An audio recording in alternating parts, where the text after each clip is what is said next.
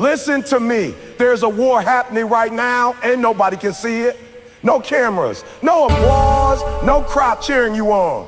It's the silent battle inside your mind, the battle between who you are today and who you know you're capable of becoming. The battle between fear and faith, comfort and growth, excuses and execution.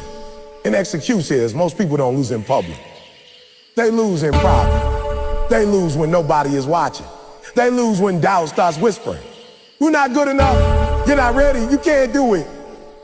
This message is about winning that silent battle. This is about crushing inner doubt and unleashing the true spirit God placed inside you. Keynote 1. Your greatest enemy lives in your mind. Let me be real with you. Nobody is stopping you more than you. Not your past, not your haters, not your situation. It's the conversation you have with yourself when things get hard. That voice that says, oh, quit, rest, you've done enough. But listen to me carefully. Doubt doesn't scream, it whispers. It sounds logical. It sounds logical, it sounds safe, it sounds reasonable, but it's a lie. Eric Thomas always says, as long as you let your mind control you, you'll never reach your full potential. Champions train their bodies, but legends train their minds. You don't wait until confidence shows up. You move while you're scared. You don't wait until doubt disappears. You dominate in spite of it. The moment you stop arguing with your doubt and start executing your purpose, the battle shifts in your favor. Keynote 2, pain is not a sign to quit.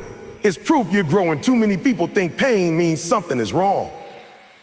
No, pain means you're being stretched. Pain means you've left your comfort zone. Pain means you're becoming someone you've never been before. The silent battle gets loud when you're tired, when you're lonely, when nobody understands your grind. But that's the exact moment your true spirit is being forged. It teaches truth. Don't cry to quit. Cry to continue. Every great version of you requires sacrifice. Sleepless nights, self-discipline. Saying no when everyone else is saying yes. It was easy, everybody would do it. But you weren't created to be average. You were created to be exceptional. And exception requires endurance. Most people think their biggest struggle is outside of them, but the real fight is happening on the inside. Long before you ever lose in real life, you lose the argument in your own mind. That's where dreams are delayed, purpose is weakened, and potential is buried. Your mind talks to you more than anyone else ever will. And if you don't learn how to control that voice, it will control you. Inner doubt doesn't show up like fear in the movie. It doesn't announce itself loudly. It shows up quietly, sounding reasonable, sounding protective, sounding smart. It says, oh, wait a little longer. It says, you're not ready yet. It says, what if you fail? And because it sounds logical, you listen to it. But the truth is, that voice is not wisdom. It's resistance. Every level of success demands a new level of mental strength. The problem is not that people lack talent. The problem is that they lack belief. You already have the ability, but doubt keeps you from using it fully. You don't quit because you can't do it. You quit because you start believing you can. That's why your mind is the greatest battlefield you will ever face. If you allow negative thoughts to live rent-free in your head, they will slowly take over your actions. And once your actions change, your results change. That's how people with massive potential end up living small lives. Inner doubt loves comfort. It wants you to stay where you are because where you are feels familiar. Even if you're unhappy, even if you're struggling, even if you're unfulfilled, doubt would rather keep you there than let you risk the unknown. Growth requires discomfort. And your mind is wired to avoid pain. That's why the moment you decide to level up, your mind fights back. It reminds you of past failure. It brings up mistakes you thought you forgot. It compares you to people who are already ahead of you. And if you're not careful, you start believing that your past defines your future. But listen closely. Your history is not your destiny. It's only data, not a life sentence. Champions don't silence doubt. They overpower it with action. They don't wait until confidence shows up. They move while confidence is still forming. Confidence is built after the work, not before it. Most people want proof before they take the step, but greatness demands faith first. When you act in spite of doubt, something powerful happens. Your mind starts to respect you. Every time you keep a promise to yourself, every time you push through resistance, every time you do what you said you would do, your self-belief grows. That's how you retrain your mind. Not with words, but with discipline. Your mind will test you when you're tired. It will test you when nobody is watching. It will test you when progress feels slow. That's when inner doubt becomes dangerous because it tells you quitting is logical. But quitting has never built anything great.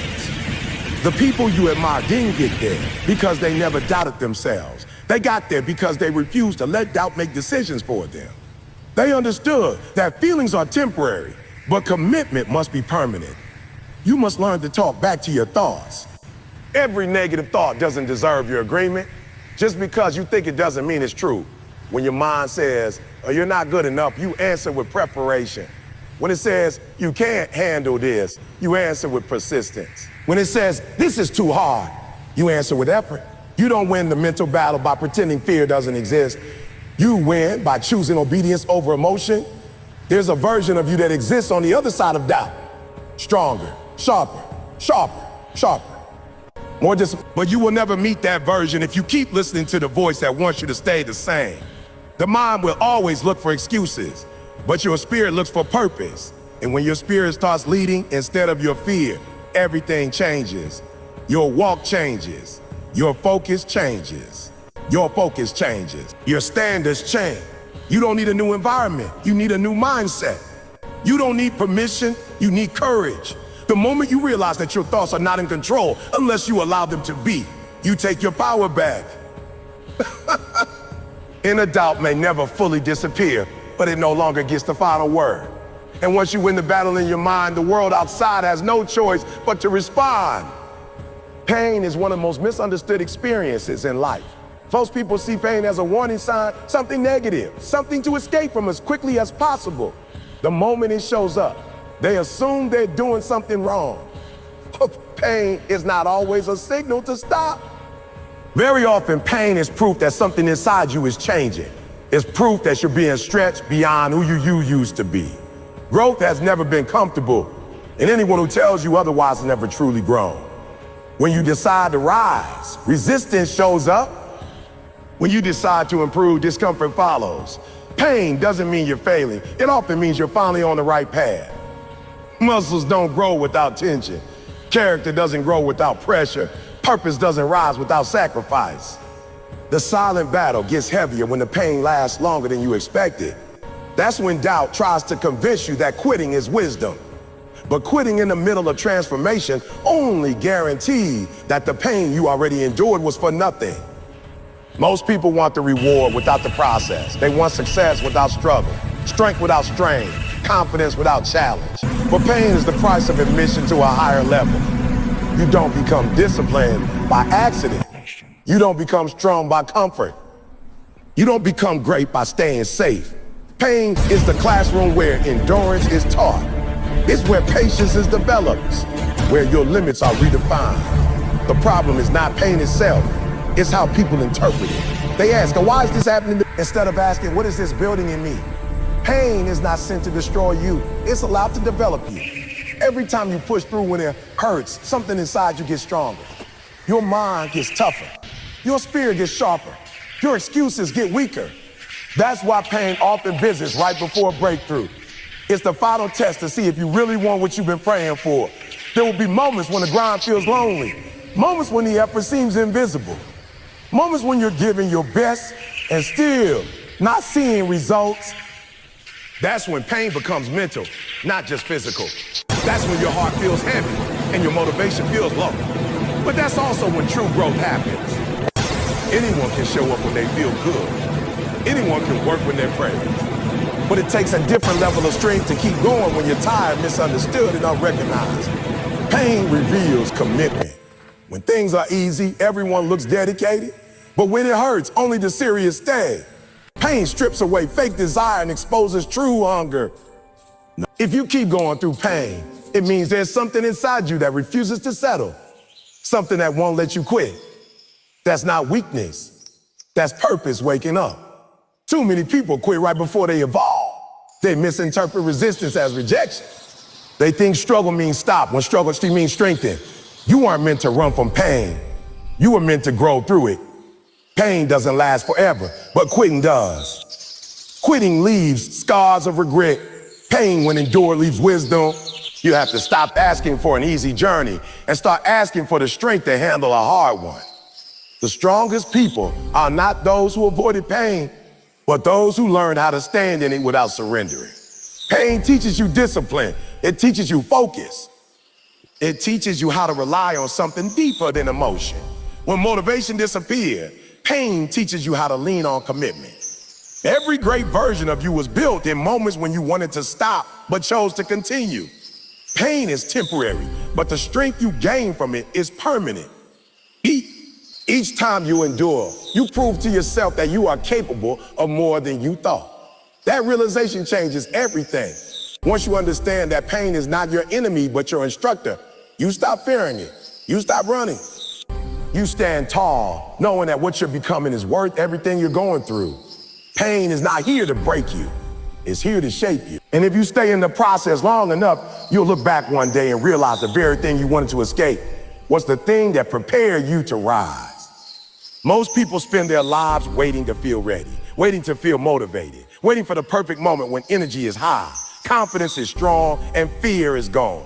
But that moment rarely comes. Motivation is emotional, and emotions are unstable. They change with mood, sleep, weather, opinions, and circumstances.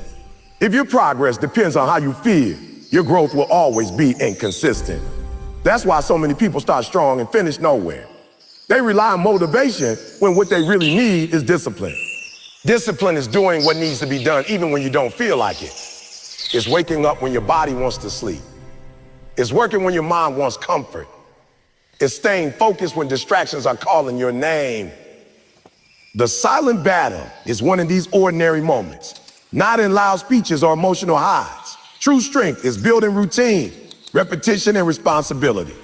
The days that feel boring, heavy, and unexciting are often the days that matter the most. Motivation will hype you up, but discipline will carry you through. Motivation might get you started, but discipline is what keeps you going when excitement fades. Life doesn't reward intention, it rewards consistency. You can have the best goals in the world, but without discipline, they remain wishes. Discipline turns dreams into daily actions, and daily actions into results. The reason discipline is so difficult is because it requires self-control. It requires saying no to short-term pleasure for long-term purpose. It requires structure in a world that celebrates comfort. Your mind will always look for the easier option. It will tell you that you deserve a break, that tomorrow is a better day, that skipping once won't hurt. And once becomes twice. Twice becomes a habit. Before you know it, discipline disappears and regret takes its place. You don't become disciplined by accident. You become disciplined by decision. You decide that excuses are no longer acceptable. You decide that your future matters more than your feelings. You decide that showing up is non-negotiable. Discipline is not punishment, it's self-respect. It's proof that you take your goals seriously. Every time you keep a commitment to yourself, your confidence grows. Every time you break one, self-doubt gets stronger. Waiting for motivation is dangerous because motivation is reactive. Discipline is proactive. Discipline doesn't ask, so do I feel today? It asks what needs to be done. The most successful people in the world don't operate based on mood. They operate based on standards. They have rules for their lives. They don't negotiate with laziness. They don't argue with fear. They move forward because that's who they've decided to be. Discipline also creates freedom. At first, it feels restricted. Waking up early, training your body, focusing your mind, it feels hard. But over time, discipline removes chaos. It removes stress caused by procrastination. It removes guilt caused by inconsistency. It replaces confusion with clarity. The disciplined life may look difficult from the outside, but it feels powerful from the inside. The silent battle gets intense when nobody is watching, when there's no applause, when there's no immediate reward. That's when discipline separates real commitment from temporary excitement. Anyone can work hard for a week. Anyone can be focused for a month. Discipline shows up when the journey feels long and the results feel far away. It's in those moments that discipline whispers, keep going. You don't need to feel inspired to be effective. You need to be committed. Commitment doesn't change based on emotions. It's a decision you make once and honor daily. When discipline becomes your identity, motivation becomes optional. You stop asking for energy, you create momentum. You stop needing reminders, you move automatically. Small disciplined actions compound over time. One early morning, one focused hour, one healthy choice, one uncomfortable decision repeated consistently will change your life. Discipline doesn't transform you overnight, it transforms you over time. And one day you'll look back and realize that the version of you who wanted to quit is no match for the version of you that refused to stop. You don't rise to the level of your motivation. You fall to the level of your discipline.